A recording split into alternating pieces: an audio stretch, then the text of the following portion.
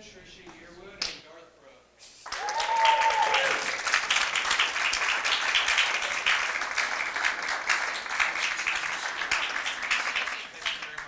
Thank you very much. Thank you. Is that wine for us? That's so nice. Just kidding. How are you all? Good. Thank you for waiting. Our apologies for being late. It's my fault. I've just had one of those mornings where I can't put my left foot in front of my right foot for some reason. The trip was great, and weather here is fantastic. We had heard what it was on the on sale, so I was expecting that when we got here, and it's beautiful out there. Gorgeous. So it's great to be back. Excited about just getting started. We were watching the Jesse Owens movie the other night, and it's funny, if you guys have seen that movie, it's amazing how many mountains he had to climb before he even got to the mountain climbing part. And that's kind of how I feel today. If you can just get out there, if you can just get on the stage, then you're among the people. They'll take care of you. But whew, this has been one. She's been taking care of me all morning, kind of like her child or something. She forget this, you forget. I forgot everything. So, but we get to go back home in between, and we'll get what we forgot. Just we'll get it here. We're lucky enough to be here for a while. Never really good at talking at you. If that makes any sense. Much rather talk with you. So we love questions. Aaron's telling us, though, we got a load of one-on-ones. So to make this like 10 minutes or something, if we can, just questions. So if you don't mind, we'd just love to take questions. And then one thing we ask is if you're going to ask a question, identify yourself so we'll know who we're talking to, please. Yes, sir. Sure, yeah. Hey, I'm Fish from Post Media. Fish? You got it. Yeah, good to see you. Everybody who talks about you says you're nice. They go on about how nice you are. Do you feel a responsibility to be nice? No, it's out of fear of being raised by my dad, who was a former Marine, and my mom, who was tougher than he was. And if you didn't mind your manners, this back in the day when Mom said they would call whatever the letters are, they'd call them now on them, the way they raise their kids. But yeah, your ears would be ringing for a while if you weren't nice and mannerly. He is. I was going to say, I should really be the one answering that question. Known each other now for 29 Almost 30 years, Ms. Yearwood. years, something like that. Really the nicest guy ever. And you think that at some point the other shoe's got to fall. Like, there's nobody's this nice. And truly this nice. Even if we're having an argument, he still opens the car door. He's a gentleman. Even if he's mad, he's nice. So, yeah, the nicest guy ever. It's a true story. Very nice. My youngest daughter, made this shirt for me as a prank for Christmas, because that's all I ever say. It's very sweet. So, yeah. So you actually are very sweet. that was to you. Do you guys ever worry about, the impact that you guys have had on the economy? Graham, CTV. Hey, Hey. Graham. We met 21 years ago. Yes, sir. Anyway, there's a lot been said about you coming to 9 shows and the boost that you're giving the economy and everything. Does that weigh into anything? What are your thoughts on not only playing music, but actually maybe having a lot of people happy from an economic point of view? It's a wonderful question. The thing is, what do you give each other? We always wondered what we gave, because it seems like in this business, I'm going to leave her out of this. In this business, I feel like I take and take and take. People are so sweet, and they give you stuff, and they're always, and I don't know how many concerts you go to as a concert goer, but it's a pain in the ass to go to a concert. It's tough to go to a concert. You have to go through so much, and it's not cheap, and it's never an easy thing to do. So to know what these people have gone through just to come and applaud you, that's a sweet thing. So if there's any way that you get to pay that back, either through the economic issue or the economic impact that it makes in that area, good for them. But I got to tell you, I always feel like we're kind of taken on this end. But you want to leave a city and you want to feel like, man, we hope that everybody's glad we came, you know? So it's been really nice to hear when you do hear that, that the city benefits. You know, it's good. Very sweet. Very sweet. Amen. I now need a sweatshirt that says amen on it. Yes, ma'am. Briar from CBC. I'm wondering, when you do these stops, Briar. You were not here last time. No. No. And I mean on the earth, that's what I mean. When you do these stops where you're doing multiple shows in one city, how much of it has to do with the fact that you want your fans to be able to get their hands on a ticket without going to, ticket scalpers and secondary sites? Means everything. I don't know what your rules are here, but I'm pushing for capital punishment in the States for scalping. Just don't like it. I don't like people getting in between the artists and the people that allow them to be an artist. Those people that don't give a shit about you or me until the show gets here, and now they want to get in the middle of me and you. I don't like that. And I have not been secret about that. So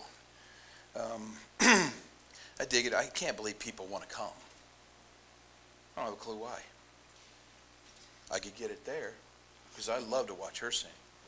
I don't get it with us. So people come, and if they want to come and there's more demand than we have room for tickets, open up the next show. We just did it in Philly, and we just did it in Las Cruces. Philly, this place, Philly holds 18,000, 19,000. We opened up a show, and I think they sold 6,000. So it's going to be empty.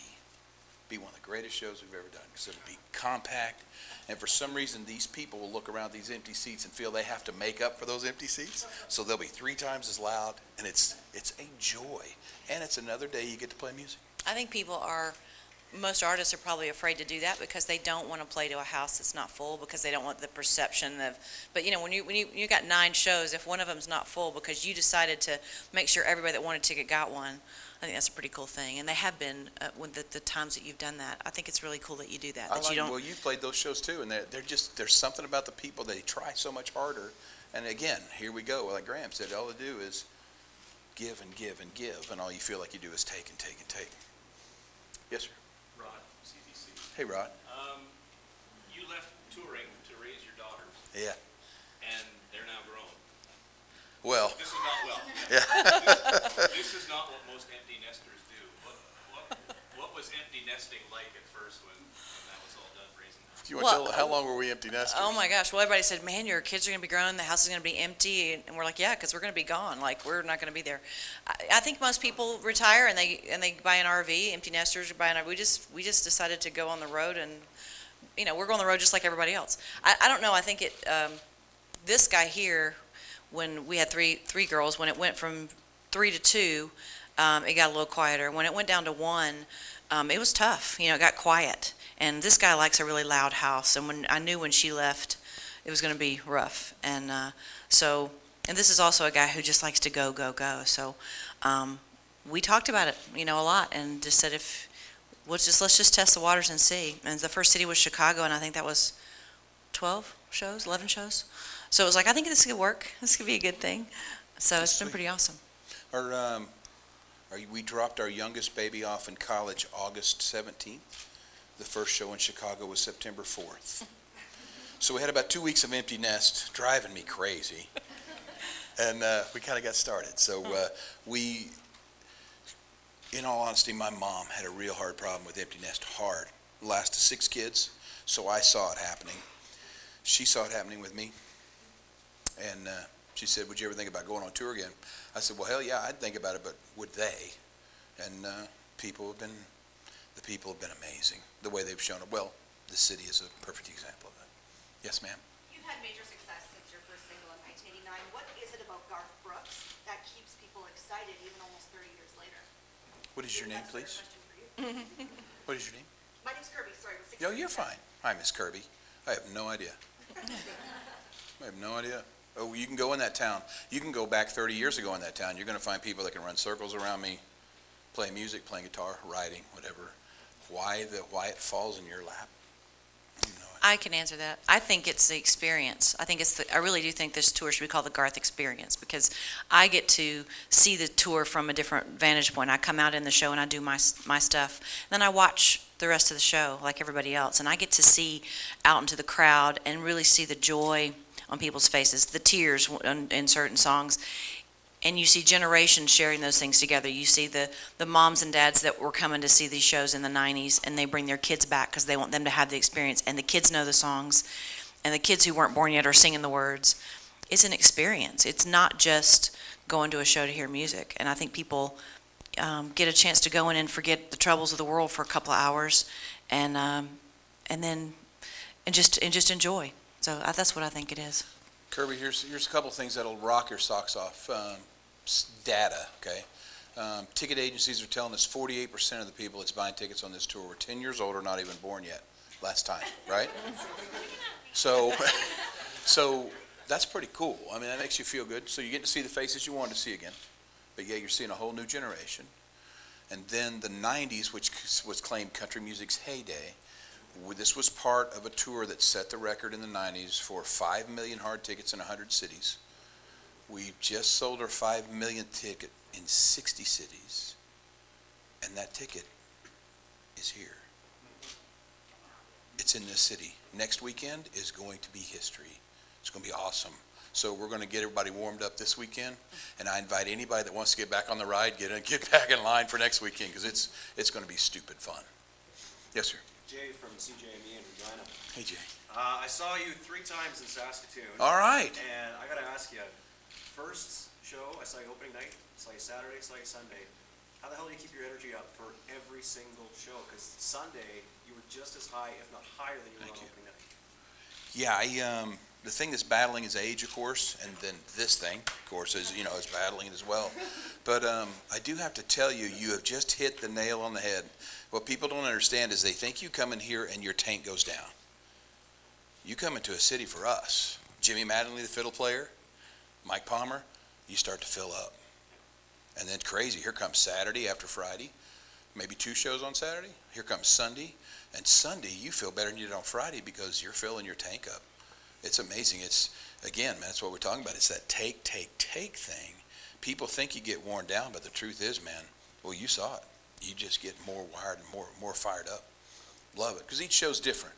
Opening night should be different because there's only one opening night. But another reason why it should be different is the people that's coming the next night, they waited a little longer, so there's something different for them. And then the last night in each city is what we call kitchen sink night. We're going to throw everything we've done, all those, and even save some stuff that nobody sees except the last show. And that's what makes it fun for us, and hopefully it makes it fun for the people that come to see it. Thank you for Saskatoon, too. Take one more from the crowd. You want to, yes, sir. Chris from Kiss of Country. Hey, Chris, I like your shirt. Looks good. Thanks. Well, we're selling or we're not selling. Chris, what is the... We're actually, there's a hair massacre which is happening. It's a big head shave. It's happened for 15 straight years. It's happening next Friday. Oh, okay. At the mall. They've raised $11 million for the Stoller Children's Hospital. Holy cow. So that's why we've got these. My wife's not impressed. She says, Garth's in town. What are you doing? Trisha's in town. But you get it, right? So that's why we're doing That's this. cool. The most important thing. And I wanted to ask you about charity. I mean, honestly, thank you for only having a short window here because we're getting so many requests from people want to meet you, want to see you, or convinced somehow you two can make a difference in their lives. It's like I mentioned when we talked to you on the air. It's almost like a spiritual thing. It's like the Church of Garth. and Trisha, you'd agree with me. You see it every night when it's here, right? Yeah. There's something special, and I know you probably can't explain it, but there's going to be something special every night for 9 straight nights when you get on the stage here at Rogers. Yeah, and what I hope it is love. That's what I hope it is, man. It's just a place, hopefully, where you come here and feel like the person sitting next to you loves you and you love them. And you get to celebrate it through music. And the coolest thing that you can give an entertainer or an artist is to say, first dance at our wedding, let's make you feel my love. You're not even there, but you're there. Your music is to be there. And for some reason, they confuse you with that music, which is always in your favor, which is great. So she can tell you right now, it's very sweet. She said, I'm a nice guy, but she knows the real me. And it's what people hopefully put you on, like when I put my heroes on a pedestal. There's no way they could really in real life live up to that, but that's what we do as people. So it's very, I'm trying not to say very sweet. Sweet. It's very sweet that people do that to you as an artist, do it to her as an artist as well. Good luck with the shaving thing. There's a lot of people in here, and I know we're running quick, but did anybody not get a question they will get or want to get in the one-on-ones? Everybody good? You sure? Okay. Thank you all for being so nice.